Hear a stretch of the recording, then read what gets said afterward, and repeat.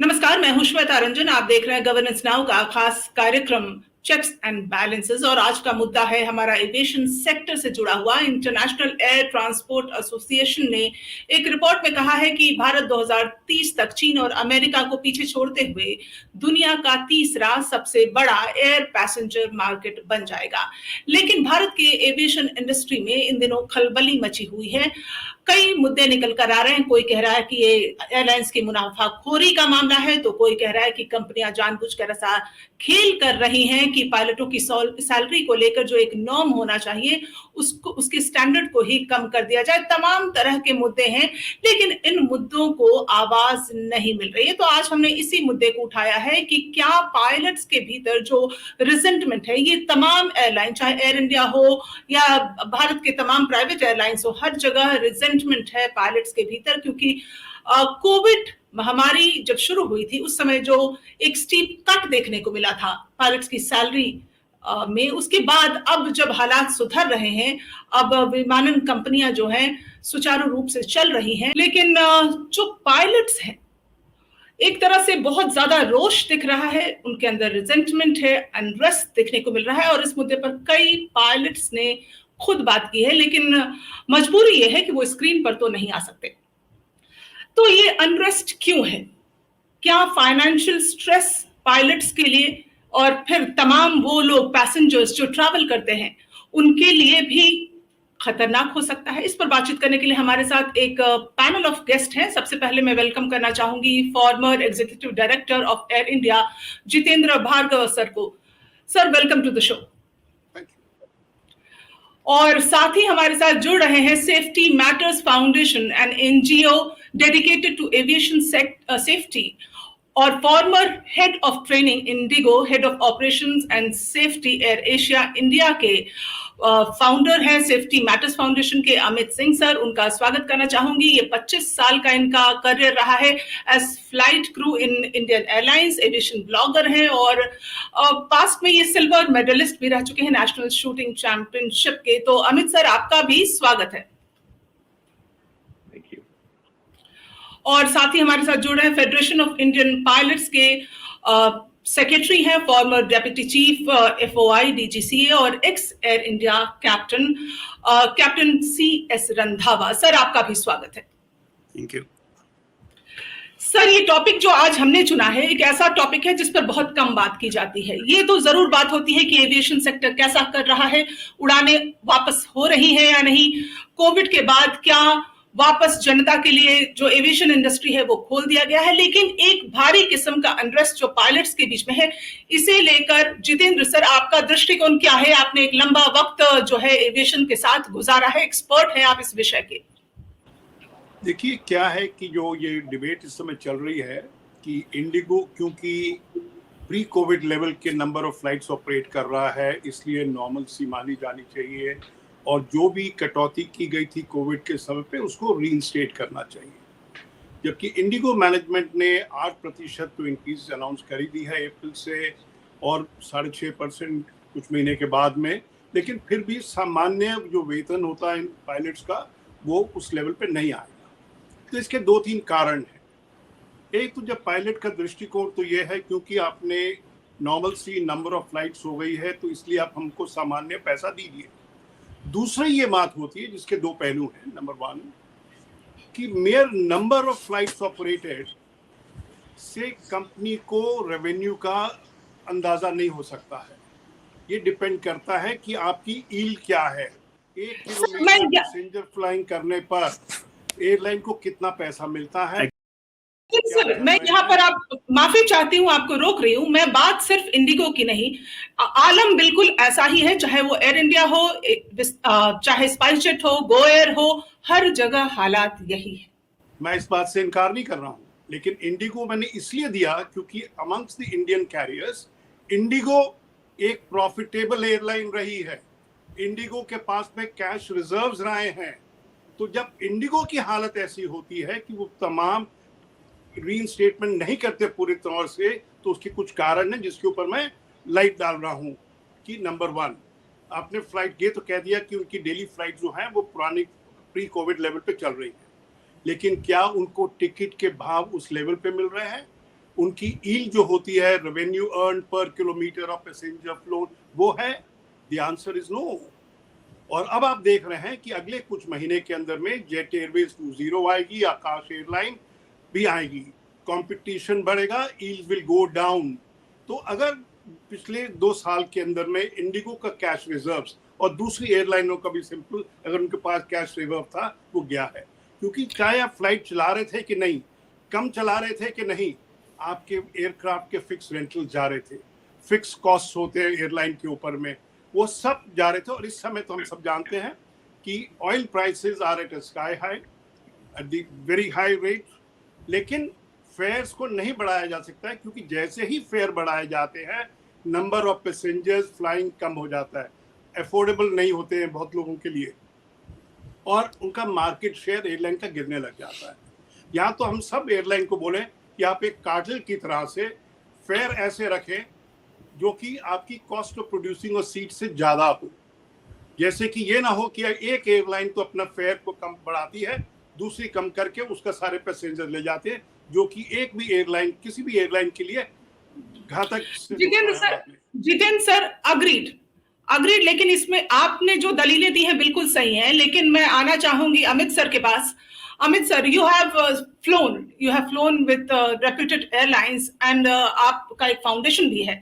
अभी जो जितेंद्र भार्गव सर ने जैसा कि कहा कि अगर कंपनी को प्रॉफिट होगी तो वो सोचेगी, लेकिन जब रीइंस्टेट कर दिया जाता है सैलरी को, चाहे वो ग्राउंड स्टाफ हो, इंजीनियरिंग हो या फिर केबिन क्रू हो, लेकिन सिर्फ पायलट के साथ एक किस्म की ज्यादती महसूस की जाती है। साथ ही जो टॉप मैनेजमेंट है उसमें आप देखिए करोड़ों का बोनस दिया जाता है, करोड़ों का बोनस दिया गया है।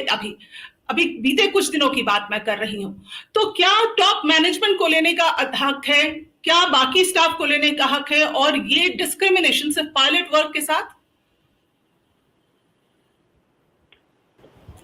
Thank you very much. इसमें दो चीजें हैं।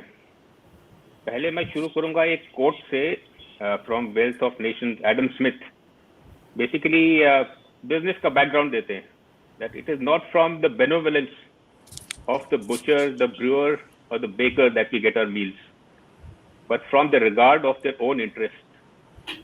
We address ourselves not only to their humanity but to their self-love and never talk to them of the necessities but their advantages. So एक प्रोडक्ट है मार्केट में जो सेल कर रहा है, इसका मतलब सबका उसमें फायदा होगा अगर सब मिलकर काम करें। बट जो बिजनेसमैन है वो तो अपना प्रॉफिट जरूर देखेगा। सो इसका ये मतलब नहीं कि वो आप पे एहसान कर रहा है आपको सैलरी देके। मैं एग्जांपल दूंगा, कोई भी एयरलाइन, जैसे आप बोल रहे आकाशा स्टार्ट होने वाली है या जेट एयरवेज 2 स्टार्ट होने वाली है। So in the beginning every company has to make a loss. You can not make profit from day 1। आप डे 1 से तो प्रॉफिट नहीं करोगे, लेकिन आप ये नहीं कहोगे कि क्योंकि हमारा रेवेन्यू नहीं आ रहा है तो हम सैलरी नहीं देंगे। अभी भार्गव जी ने आपको एग्जांपल दिया कि रेवेन्यू अभी पोस्ट कोविड अभी नहीं आ रहा, तो the airlines can not afford to pay salaries, but what is committed should be paid. So airlines तो लॉन्ग टर्म पर्सपेक्टिव में देखती है, नॉट शॉर्ट टर्म पर्सपेक्टिव।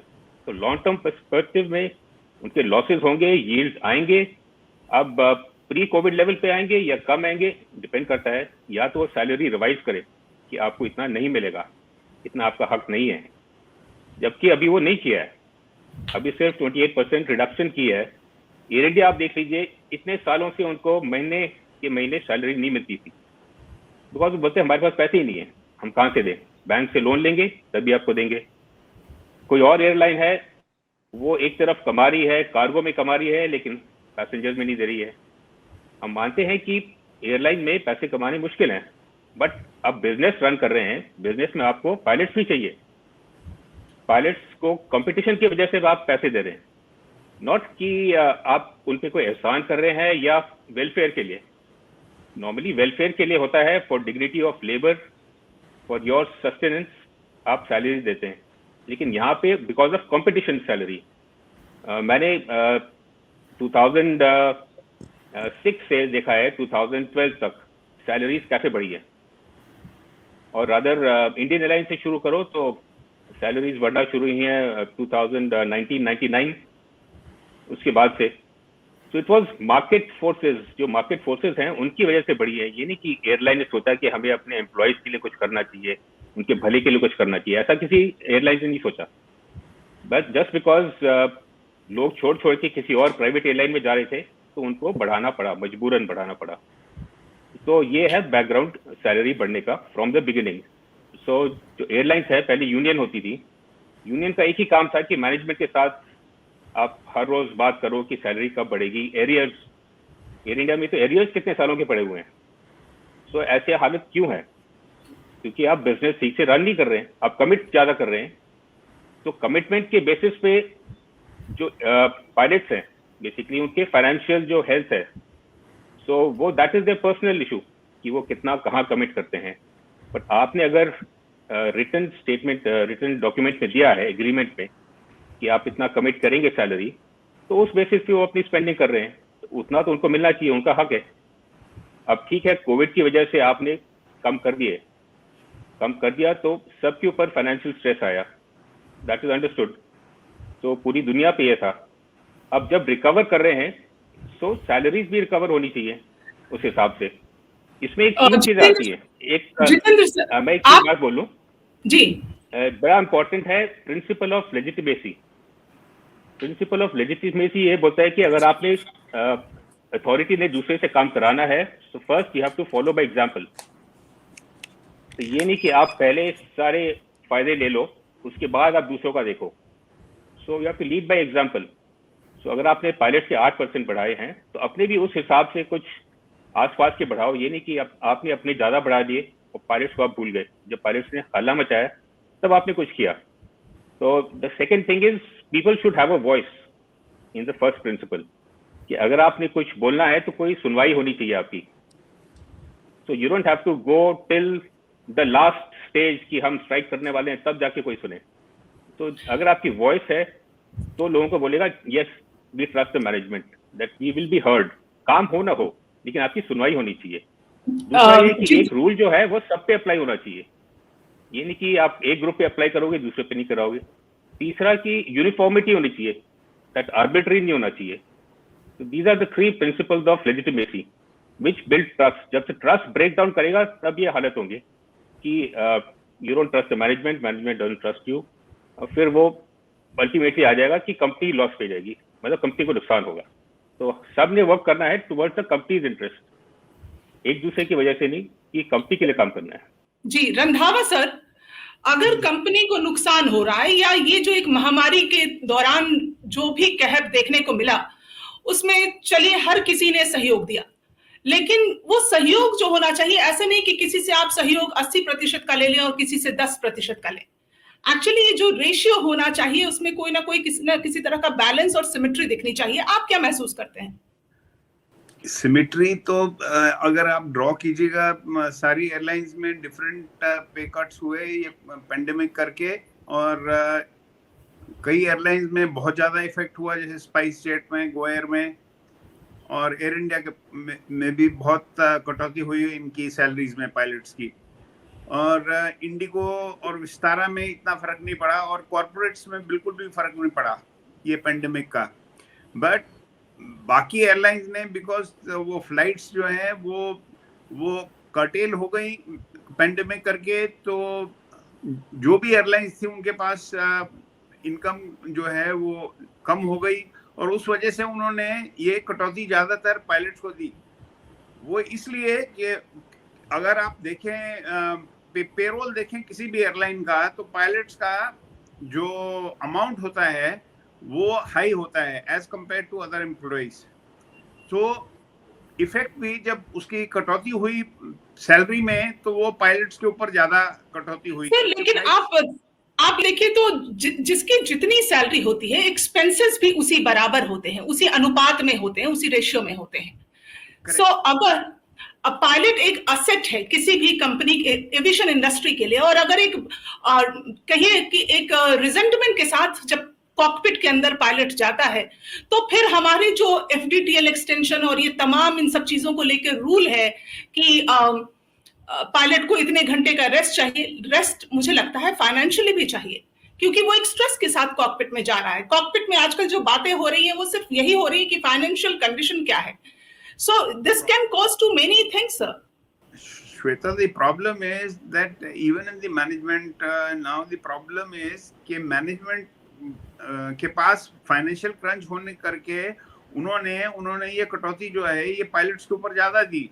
अभी यूनिफॉर्मिटी तो किसी भी एयरलाइन में नहीं, वो डिपेंड करता है कि उस टाइम वो कितनी फ्लाइटें चला पा रहे थे और कितना उनकी इनकम हो रही थी, उसके हिसाब से उन्होंने कटौती शुरू की। बट आप ये ठीक बोलती हैं कि कॉकपिट के अंदर ये वार्तालाप चलती रहती है पायलट्स के भीतर के इतनी कटौती नहीं होनी चाहिए, ये रिस्टोर कब होंगी, और आए दिन ये मुद्दा उठता रहता है हर एयरलाइन के अंदर, पायलट्स के अंदर। पर अगर आप देखा जाए तो मतलब अभी सैलरीज जो है वो रिस्टोर करनी चाहिए एयरलाइंस ने, वो अभी भी नहीं कर रही हैं एयरलाइंस। जबकि फ्लाइट्स जो अगर आप देखें तो फ्लाइट्स उन्होंने रिस्टोर करनी शुरू कर दी। अब इंटरनेशनल फ्लाइट्स भी रिस्टोर हो गई हैं 27 मार्च से, बट पायलट्स की सैलरीज जो है वो रिस्टोर नहीं कर रहे हैं, थोड़ा थोड़ा करके कर रहे हैं। कई एयरलाइंस नहीं कर रही हैं अभी भी। सो दे आर वेटिंग के once they get sufficient amount of funds तो उसके बाद वो फिर सोचेंगे कि ये पायलट्स की सैलरी इंक्रीज करनी चाहिए। जितेंद्र सर, मेरे हिसाब से this what you rightly said कि ये जो मुद्दा है कि मतलब कि पायलट जो है स्ट्रेस फ्री होना चाहिए कॉकपिट में। जितेंद्र सर, हमारे प्रधानमंत्री जी ने कहा था कि जब ये पैंडेमिक शुरू हुआ तो कोई भी पीएसयू या सरकारी ऑर्गेनाइजेशन जो है वो सैलरी नहीं काटेगी, एम्प्लॉइज को पूरा मिलता रहेगा। और तब तक तो Air India was not given to the Tatas then, और सैलरी पहले से कटने लगी। तो ऐसा क्यों हुआ? क्या ये जब प्रधानमंत्री जी ने ये आदेश दिया कि सैलरी कट नहीं होनी चाहिए, please remember it is for the lower level of workman.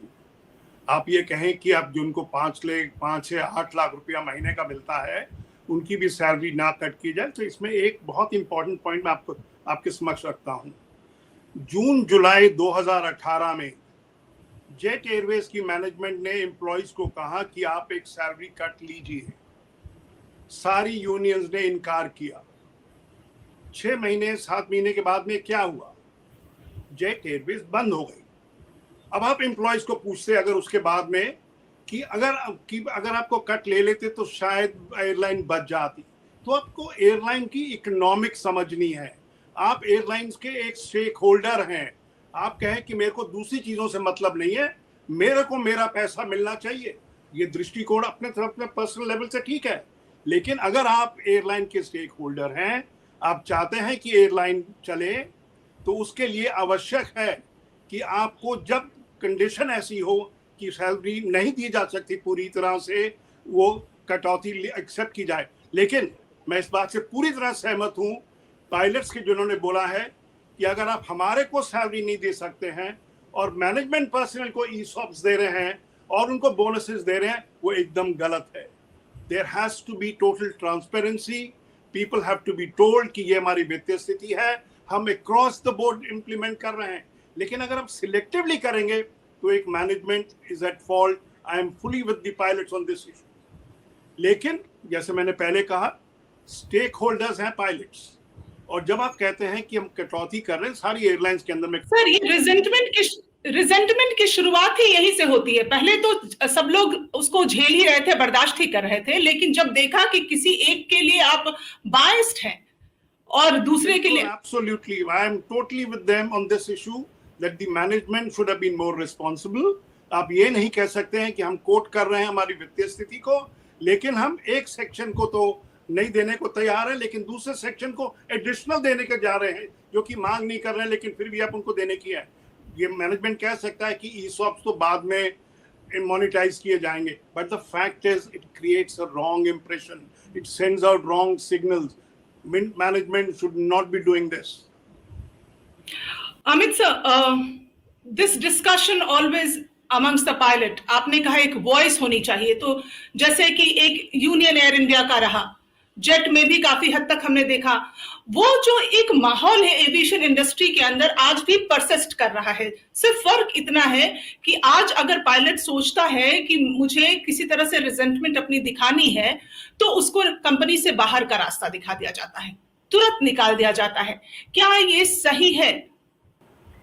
ये तो हिस्ट्री में लिखा हुआ है कि आपने जहां जहां वॉइस को, लोगों की आवाज को दबाने की कोशिश की है, वहां पे नुकसान ही हुआ है, लॉन्ग टर्म में नुकसान ही होता है।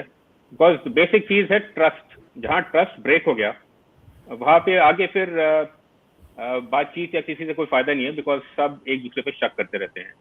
जब कोविड में कटौती हुई, so there was a plan. So plan was कि इस लेवल पे इतना कट होगा, इस लेवल पे इतना कट होगा। There was a plan which was chalked out, सबको बताया गया था कि ये प्लान है और अगर ये प्लान फॉलो करें तो हम सर्वाइव करेंगे। तो सबने उसमें हिस्सा लिया और सबने कटौती ली।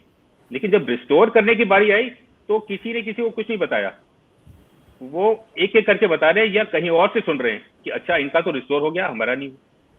सो ये जो ट्रांसपेरेंसी है ये क्यों चलेगी? अगर यही ट्रांसपेरेंसी रहती और एक प्लान और बना दे कि ऐसे हम रिस्टोर करेंगे, जो कंपनी के लेवल जितने आ जाएंगे रिजर्व्स, तो आपका इतना रिस्टोर होगा। So we require a standard norm. We require a standard norm for the salary. There has to be a plan. There has to be a plan कि हम इस प्लान से चल रहे हैं, बिकॉज हम एक साथ हैं। जो आपकी टीम होती है या कोई भी होता है ग्रुप, तो group has to work with a plan. चाहे आप नीचे जा रहे हो, ऊपर जा रहे हो, चाहे हार रहे हो या जीत रहे हो, आपके पास प्लान तो होना ही चाहिए किसी भी खेल में, किसी भी ग्रुप में। तो यहाँ पे जब रिस्टोर करने की बारी आई, जब प्रॉफिट रीप करने की बारी आई, तो वो प्लान ब्रेक डाउन कर गया, या प्लान था ही नहीं, या किसी को बताया ही नहीं गया। तो बेसिक प्रॉब्लम वो है।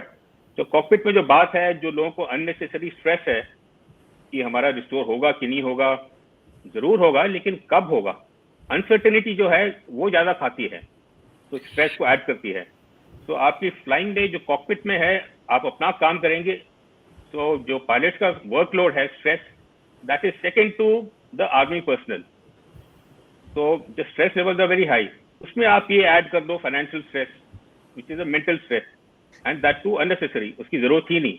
Yes, because पायलट की लाइफ जो है Randhawa sir, it totally depends on the medical condition, और this can lead to BP और तमाम medical issues can crop up. तो इससे तो कहीं ना कहीं उसका शारीरिक स्वास्थ्य जो है, मेडिकल कंडीशन है, वो भी इफेक्ट हो रहा है। Yeah, medical condition is also affected because of the stress levels, because the financial stress is a major stress, and ये ओवरकम करने के लिए अभी भी कोई भी एयरलाइन ने इसके कोई भी स्टेप्स नहीं उठाए हैं ताकि ये सैलरी जो है रिस्टोर की जाए। यस, जितेंद्र सर, मैं आपसे खास तौर से एयर इंडिया की ही एक सवाल पूछना चाह रही हूँ, क्योंकि जैसे एयर इंडिया में देखा जाए तो डीजीसीए का ये नॉर्म है कि अगर पायलट को छोड़ना है तो 6 महीने का नोटिस देना होगा, जबकि अगर कंपनी निकालेगी पायलट को तो उसमें 1 महीने का नोटिस भी चलता है। और ये how come DGCA sets this norm की कंपनी में पायलट को रहना है, 6 महीने पहले नोटिस देना होगा? क्या ये जायज नॉर्म है? देखिए, ये एक टाइम पे आया था जबकि आप ये नहीं कह सकते कि एक एयरलाइन से पायलट्स बहुत ज़्यादा मात्रा में छोड़ने लग जाएं और उस एयरलाइन का शेड्यूल ठप हो जाए और फिर आप कहें कि फ्लाइट्स कैंसिल हो रही हैं, पैसेंजर्स को इनकन्वीनियंस हो रहा है।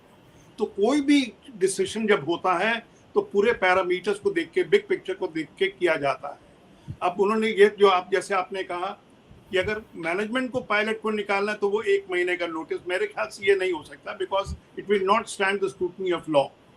Both sides have to have an equal notice period. वो अगर 6 महीने का मैनेजमेंट देती है उनको, तो एम्प्लॉयज भी 6 महीने का देते हैं। Amit sir, you have work. ये का कारण था, उसको समझने की आवश्यकता है कि अगर एक पायलट बहुत सारे छोड़ दें तो वो एक पायलट एयरलाइन तो गई, सारे एम्प्लॉयज के एम्प्लॉयमेंट के बारे में कह रहे हैं, plus cancellation of flights, inconvenience to passengers, monopoly of certain airlines, all those factors have to be taken into consideration.